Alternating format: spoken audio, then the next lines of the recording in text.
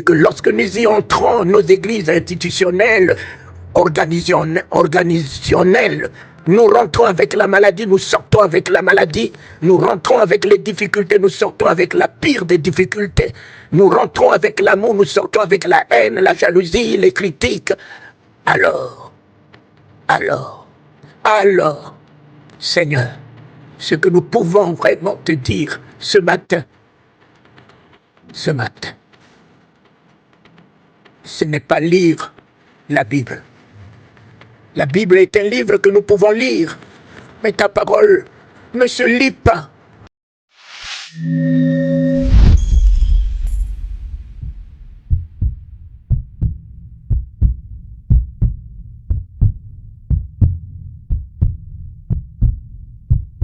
En direct sur Victoire Live. Nous sommes le samedi 9 mai 2026 et gloire soit rendue à Dieu. Et il est précisément midi 7 heure de Paris. On va vraiment être béni aujourd'hui dans l'émission L'Église de demain. J'espère que tu as passé une bonne semaine, en tout cas là où tu es, que Dieu te bénisse abondamment. Je salue les internautes et les auditeurs qui sont connectés sur l'ensemble des réseaux YouTube, TikTok et Instagram. N'hésitez pas bien sûr à partager ce live. J'ai un invité spécial aujourd'hui, c'est une bénédiction, un homme de la parole de Dieu, vraiment l'homme de Dieu. On l'appelle Papa, voilà, Papa Taligano. Bonjour, merci beaucoup d'être sur ce plateau. Oui, bonjour mon bien-aimé, mon fils bien-aimé, bonjour et bonjour au peuple de Dieu, aux nations. Amen. Quel que soit l'état dans lequel vous vous trouvez, il n'y a pas un autre message que Dieu a envoyé à l'humanité que le bonjour. Marie a reçu la salutation. Marie, je te salue. Voilà, c'est ce petit mot de salutation qui a transformé le monde, Amen. Qui a régénéré le monde, qui a renouvelé le monde. Notre monde est né par la salutation. La salutation nous a été envoyée en guérison. Qu'il en soit ainsi dans la vie de ceux qui souffrent dans leur corps, dans leur âme et dans leur esprit à cet instant précis. La salutation nous a été envoyée par la résurrection, que tous ceux qui sont morts dans leurs projets, entreprises, leur corps, leur vie conjugale, ressuscitent. Amen. La salutation nous a été envoyée en réconciliation, que ceux qui sont divisés se réconcilient par le pouvoir de celui qui est venu se réconcilier ou nous réconcilier avec le Père, Jésus. Et la salutation de Dieu aux hommes. Wow. Et mon fils, c'est merveilleux qu'une femme a mangé le fruit de la connaissance. Ève, le jour où vous mangerez ce fruit de la connaissance, vous auriez la connaissance du bien et du mal. Et la connaissance, comme Dieu nous a dit dans sa parole, Genèse 2,16, on nous donnait un ordre, Dieu donna cet ordre à l'homme. Le jour, vous mangerez de ce fruit de la connaissance du bien et du mal, vous en mourrez. Voilà l'ordre que Dieu nous a donné. Malheureusement, Ève n'a pas tenu l'ordre que Dieu leur a donné. Et le livre de Genèse 3 nous dit, Satan, l'animal, le serpent, le plus rusé, aujourd'hui si vous avez face à vous un rusé, affermissez-vous. Mais vraiment affermissez-vous. Permettez-moi de vous dire que nous avons pleinement, aujourd'hui au milieu de nous, dans nos églises, au milieu de nous les hommes de Dieu, des rusés, mais des rusés chevronnés, avec des verbes convaincants, avec des paroles mielleuses, avec des paroles. Je ne peux pas parler de la conviction parce que le diable n'a pas la conviction. Il n'a que la parole de la séduction. Et beaucoup, aujourd'hui, au milieu de nous, sont séduits. Dieu a-t-il réellement dit que vous ne mangerez pas du fruit de la connaissance, Ève? S'il y a réellement dit, et sortant de la bouche d'un rusé, afferme ta foi, Ève. Relève ta tête. Il y a une peau de banane. Une peau de banane qui est placée sous tes pieds. Tu vas te casser le tibia. Tu vas t'écrouler. Tu vas tomber. Le rusé a dans sa bouche réellement. Alors, tiens-le ainsi dit réellement Dieu. Tiens-le, Ève. Malheureusement, Ève n'a pas tenu le ainsi dit réellement Dieu. Ève a dit, quant au fruit de l'arbre qui est au milieu du jardin, Ève a pu ajouter milieu. Alors que dans l'ordre que Dieu a donné, il n'y avait pas milieu. Dieu a dit, vous ne mangerez point et vous n'y toucherez point. Dieu n'a pas empêché Adam et Ève de contempler ce fruit, de toucher ce fruit, puisque c'est eux qui étaient placés pour entretenir ces arbres, ces fruits, en faire leur joie. Ève a ajouté toucher d'eux, de peur que nous en mourions. Ève a ajouté peur et mort. Voilà le dégât aujourd'hui de la bouche des rusés évangéliques, prophétiques, qui séduisent aujourd'hui beaucoup et qui redonnent l'impuissance à l'Église, le déséquilibre à l'Église, le désarroi à l'Église. Ève est tombée. Mais vous vous rendez compte, elle n'a pas encore mangé le fruit, mais elle est tombée parce qu'elle n'a pas pu tenir le ainsi dit Dieu, réellement dit Dieu. Dieu, aide-nous à tenir ta parole. Aide-nous de nous équilibrer dans ta parole ce jour 9 mai. Aide-nous, Seigneur, à avoir les reins solides, à avoir le cœur affermi, à avoir les yeux équilibrés, à avoir des visions équilibrées pour ne pas être séduit. Séduit. Ève est tombée. Finalement, qu'est-ce qui a fait tomber l'homme? Ce n'est pas le fruit. Le fruit n'est que la conséquence. Ce qui a fait tomber le monde, c'est la non-maîtrise de la parole de Dieu.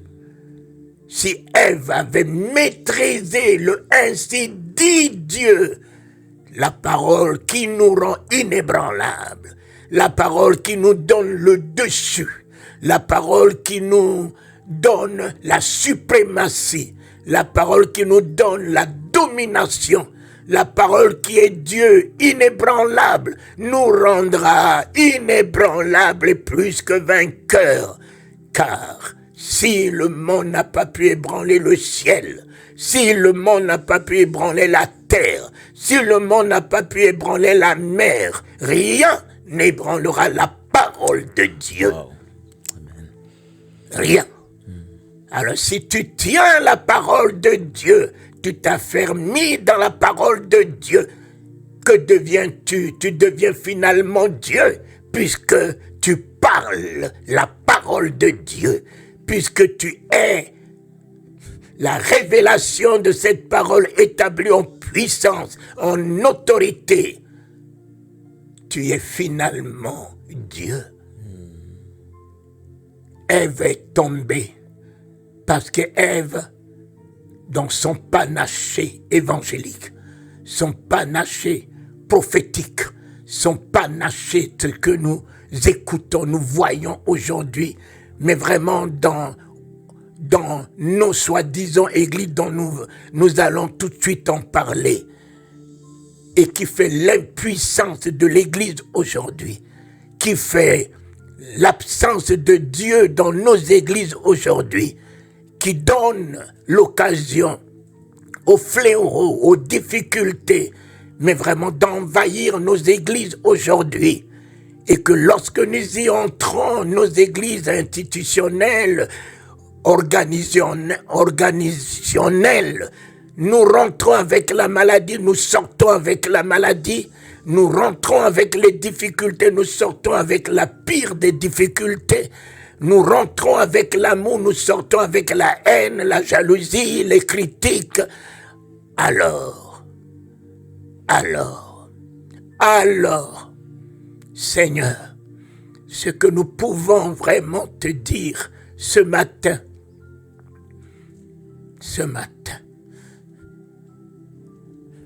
ce n'est pas lire la Bible. La Bible est un livre que nous pouvons lire, mais ta parole ne se lit pas. Ta parole se médite. Se médite. L'Apocalypse 1 déjà nous le dit. Nous le dit, de méditer, d'en faire notre plaisir éternel. C'est le mot d'ordre que tu as donné à Josué, qui seconde à Moïse. Josué, médite ma parole nuit et jour. Ne t'en détourne ni à gauche dans les faussetés, dans des prophéties mensongères, dans des panachés, dans les messages que nous invoquons, nous engageons. La Bible déclare tous les versets, les chapitres, et qu'au-dedans, il n'y a pas la parole de Dieu qui crée en nous la foi, qui crée en nous la conviction, qui crée en nous la détermination. Josué, médite ma parole nuit et jour. Si nous mangeons nuit et jour pour nous équilibrer, pour vivre, ton âme n'a pas besoin du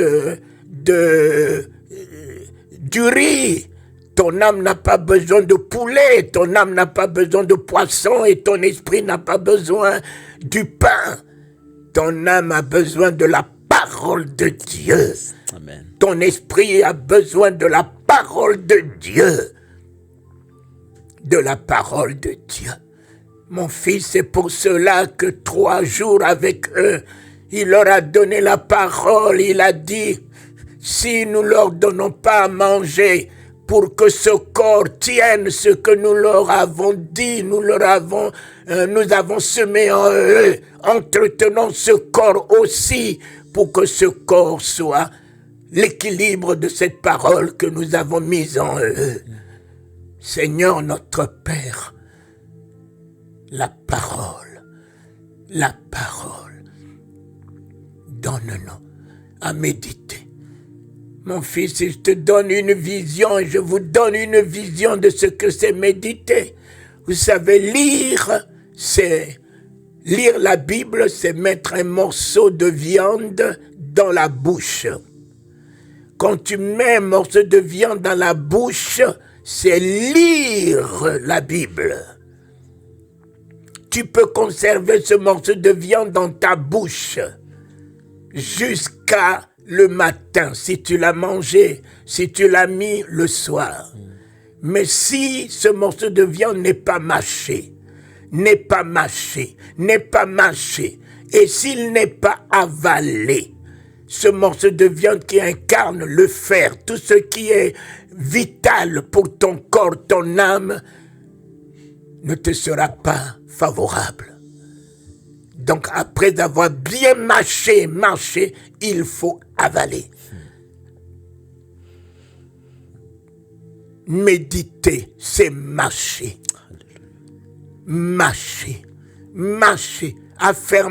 Affermis tes dents, mâche. tourne dans tous les sens. Ce morceau de viande tourne. Dedans, il y a le fer, dedans, il y a les vitamines, dedans, il y a l'énergie, dedans, il y a la paix, dedans, il y a l'équilibre, dedans, il y a la santé, dedans, il y a tout. Marche. Et après avoir bien marché, tu avales. Et quand tu avales ce morceau de viande, il ne reste pas dans ton ventre morceau de viande. Il se transforme en énergie. Il se transforme en équilibre, il se transforme en paix, il se transforme en joie, il se transforme en vie, en émo. Voilà pourquoi Jésus disait, si ma parole demeure en vous, si tu l'avales pas, comment ce morceau de viande peut demeurer en toi? Si ma parole demeure en vous et que vous demeurez dans ma parole. Ce matin, j'ai mangé un peu de morceaux de croissant. Regardez, je dégage l'énergie de ce croissant. Ce croissant est en moi. Je suis dans l'énergie de ce croissant. Je suis dans ce que ce croissant m'a donné comme vitalité. Si ma parole demeure en toi et que toi tu demeures dans ma parole, demande-moi tout ce que tu voudras. Cela te sera accordé. Cela te sera accordé afin que ta joie soit parfaite. Il faut méditer. Amen. Médite ma parole nuit et jour. Tu réussiras dans tout ce que tu entreprendras. En elle, il y a la révélation. En elle, il y a la sagesse. En elle, il y a l'intelligence. En elle, il y a la foi. En elle, il y a la conviction. Tu n'as pas besoin de tergiverser. Tu n'as aucune raison d'avoir peur, de te douter de toi, de te douter de tes projets, de tes visions. Mais vraiment, la parole de Dieu te crée la foi, car la foi vient d'elle. Elle est Dieu établi en toi. La foi en Dieu, pas à Dieu. La foi en Dieu. Tu t'incarnes en lui et lui en toi, te rendant serein, te rendant équilibré, te rendant inébranlable, te rendant fort, te rendant puissant, te rendant sans égal, te rendant, mon ami, exceptionnel. La parole de Dieu. Amen. La parole de Dieu. Wow. Tout ce que tu fais te réussit. Tout ce que tu fais te réussit. Ah oui, tout ce que je fais me réussit. La parole de Dieu n'a jamais échoué. Regardez la beauté, la grandeur du ciel. Regardez la terre bien affermie. Personne n'a pu ébranler la terre. Regardez la mer, l'eau à perte de vue.